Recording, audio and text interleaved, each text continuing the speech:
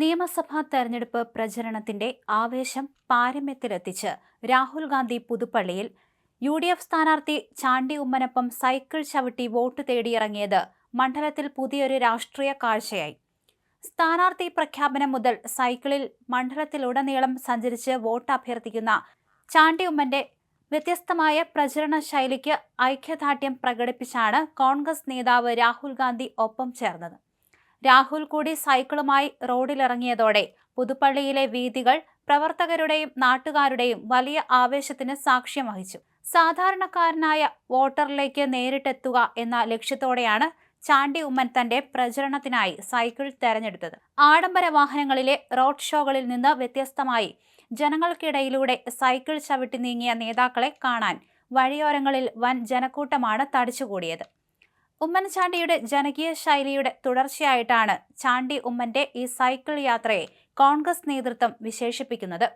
രാഹുൽ ഗാന്ധി കൂടി എത്തിയതോടെ ഈ പ്രചരണ പരിപാടി ദേശീയ ശ്രദ്ധ ആകർഷിക്കുന്ന ഒന്നായി മാറി. ഇതിന്റെ ദൃശ്യങ്ങൾ രാഹുൽ ഗാന്ധി പങ്കുവച്ചതോടെ പാർട്ടി അണികൾ ഏറ്റെടുത്തിരിക്കുകയാണ്. പ്രചരണത്തിന്റെ അവസാന ഘട്ടത്തിൽ വോട്ടർമാരെ നേരിൽ കണ്ട് സ്വാധീനിക്കാൻ ഈ നീക്കം സഹായിക്കുമെന്നാണ് UDF ക്യാമ്പിന്റെ കണക്കുകൂട്ടൽ.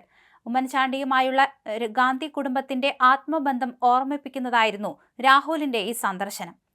പുതുപ്പള്ളിയിലെ ഗ്രാമീണ പാതകളിലൂടെ ജനങ്ങൾക്കൊപ്പം സൈക്കിൾ ചവിട്ടി നീങ്ങിയ രാഹുൽ ഗാന്ധിയെ കാണാൻ സ്ത്രീകളും കുട്ടികളുമടക്കം നിരവധി പേരാണ് എത്തിയത്.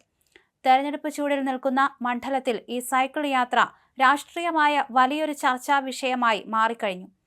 ഉമ്മൻചാണ്ടിയോടുള്ള ആദരസൂചകമായി കേരളത്തിലെ പ്രചരണത്തിൽ താൻ നിർബന്ധമായും എത്തേണ്ട മണ്ഡലമാണിതെന്ന് പറഞ്ഞുകൊണ്ടാണ് പുതുപ്പള്ളി മണ്ഡലത്തിനായി പാമ്പാടിയിലെ യോഗത്തിൽ പ്രസംഗം രാഹുൽ തുടങ്ങിയത്.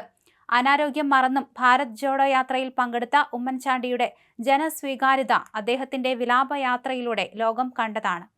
10 വർഷം ഭരണത്തിലിരുന്നിട്ടും റബ്ബർ കർഷകർക്ക് നൽകിയ വാഗ്ദാനങ്ങൾ പാലിക്കാത്ത ഇടതു സർക്കാരിനെ രാഹുൽ രൂക്ഷമായി വിമർശിച്ചു.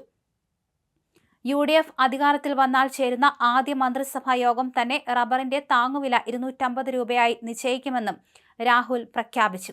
അധികാരത്തിലേറിയാൽ UDF സർക്കാർ കൈക്കൊള്ളുന്ന ആദ്യ തീരുമാനം ഇതായിരിക്കുമെന്നും രാഹുൽ വ്യക്തമാക്കി. റബ്ബർ താങ്ങുവില ഘട്ടം ഘട്ടമായി 300 രൂപയിലേക്ക് ഉയർത്തുമെന്നും അദ്ദേഹം വാഗ്ദാനം നൽകി. മോദി സർക്കാരിന്റെ വിദേശ നയങ്ങളെയും അദാനി ബന്ധത്തെയും പിണറായി സർക്കാരിനെയും രാഹുൽ കടന്നാക്രമിച്ചു.